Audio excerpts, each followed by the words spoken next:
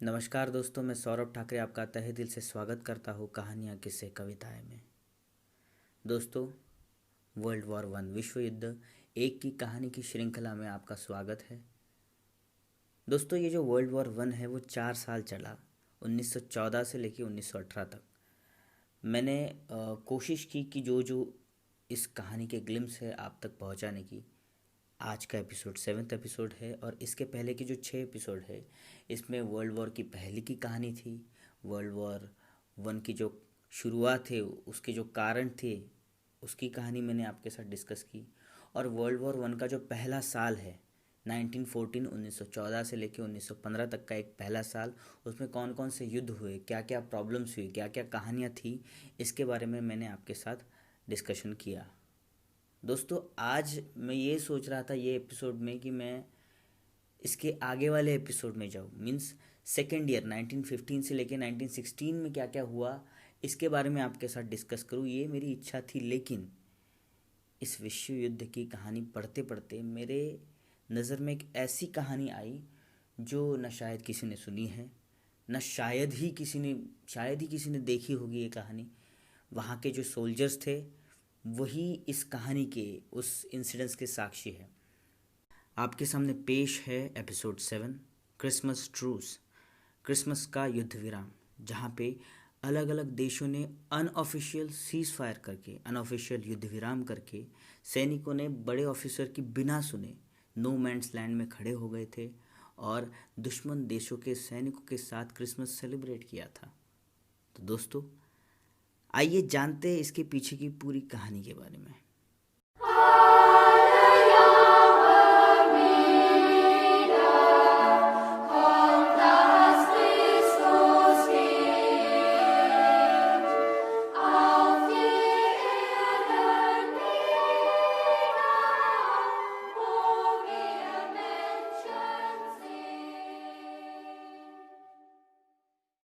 1914 की बात है जब विश्व युद्ध एक शुरू हुआ। और विश्व युद्ध एक शुरू होकर 8 महीने हो गए थे। जर्मन के वेस्टर्न फ्रंट पे युद्ध चल रहा था। युद्ध अपने बड़े उफान पे था। पूरे विश्व में अराजकता फैली हुई थी और इन सभी युद्धों में सभी देशों ने लाखों सैनिक गंवा दिए थे। यह वाकया है जर्मनी के वेस्टर्न फ्रंट का, जहाँ पे जर्मनी और फ्रांस की बॉर्डर है। जर्मन आर्मी और फ्रेंच आर्मी एक दूसरे के सामने ट्रेंच बिछा के तैयार थी, जहाँ पे बहुत बड़े बंकर, बहुत अच्छी अच्छी लंबी खाई खोदी हुई थी और वहाँ पे सैनिक मशीन गन तान के एक दूसरे के ऊपर लाखों बुलेट्स फायर कर रहे थे।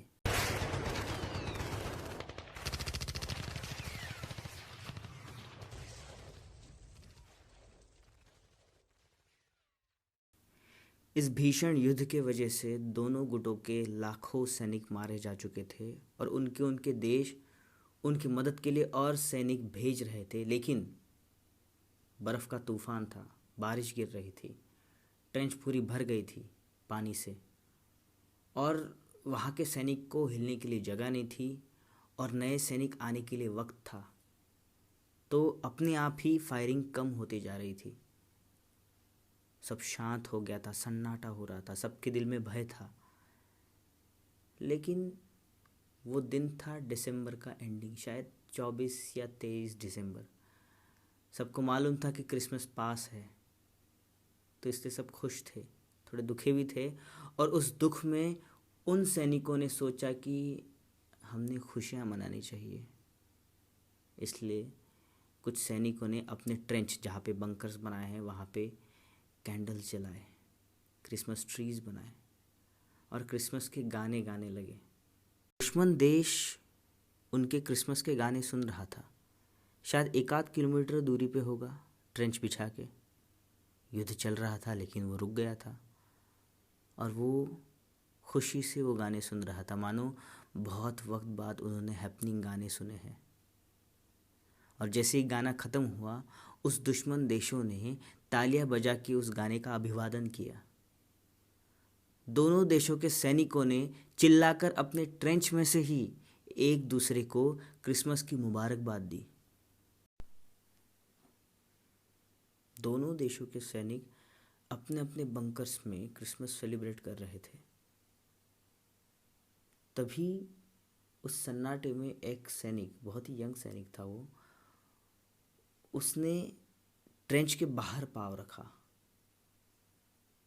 वो किस देश का था, कौन सा नागरिक था, कि कौन सी भाषा बोलता था, ये मुझे भी नहीं मालूम, लेकिन उसने हाथ ऊपर करके ट्रेंच के बाहर पाँव रखा और अपने विपक्ष सैनिकों को देखने लगा, मानो उसकी आंखों में क्रिसमस सेलिब्रेशन की चाह हो। वो आगे बढ़ रहा था। वो देखते ही दुश्मन सैनिकों में से भी एक सैनिक ने ट्रेंच के बाहर पैर रख के उसकी तरफ आगे बढ़ने की कोशिश की। सभी सैनिक अलर्ट थे, हाथ में गन थी। जो दो सैनिक थे जो धीरे धीरे नो मैन्स लैंड की तरफ आ रहे थे, वो भी डरे थे, लेकिन वो हिम्मत जुटा के नो मैन्स लैंड के सेंटर में आने की कोशिश कर रहे थे। दोनों यंग सैनिकों के मन में डर था कि शायद कोई मुझे उड़ा ना दे यहाँ पे, लेकिन उनके मन में सबसे बड़ी चाह थी कि ये दुश्मन देश क्यों ना हो, लेकिन आज नहीं, आज क्रिसमस है, आज हमें क्रिसमस सेलिब्रेट करना है। और दोनों हाथ ऊपर करते करते धीरे धीरे नो मैन्स लैंड की जगह खड़े हो गए, जहाँ पे कोई भी आदमी खड़ा नहीं रह सकता।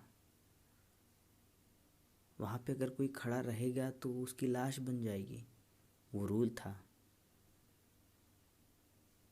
और फ्रेंच और जर्मन आर्मी के वो दो जवान एक दूसरे की तरफ देख रहे थे। 20-22 साल के लड़के होंगे। दोनों मुस्कुरा रहे थे और दोनों ने एक दूसरे को क्रिसमस की मुबारकबाद दी।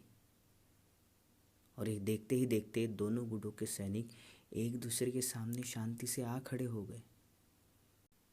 उन सैनिकों में फ्रेंच सैनिक थे, जर्मन सैनिक थे, ब्रिटिश सैनिक थे, रशियन सैनिक थे, ऑस्ट्रियन सैनिक थे। कोई बड़ा अफसर नहीं था, कोई राजा नहीं था, वो सैनिक थे, वो आम लोग थे जिन्हें युद्ध क्यों हुआ है ये मालूम नहीं था। सिर्फ वो ऑर्डर्स फॉलो कर रहे थे अपने आका की, अपने राजा की, अपने मिनिस्टर्स की।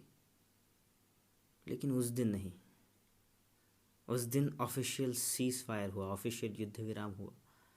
किसी ने किसी के सामने कुछ बात नहीं की कि चलो हम ऑफिशियल युद्ध विराम करते, नहीं, अपने आप सभी लोग नो मैन्स लैंड के सामने आके खड़े हो गए और एक दूसरे को क्रिसमस की मुबारकबाद दी, गिफ्ट एक्सचेंज किए। कुछ सैनिकों ने अपनी बीवियों की फ़ोटो दुश्मन सैनिकों के सोल्जर्स को दिखाई, बड़े प्यार से। उन्होंने भी यही किया। कुछ लोग मिलके फुटबॉल खेल रहे थे, कुछ लोग दुश्मन देशों के सैनिकों का हेयर कट कर रहे थे।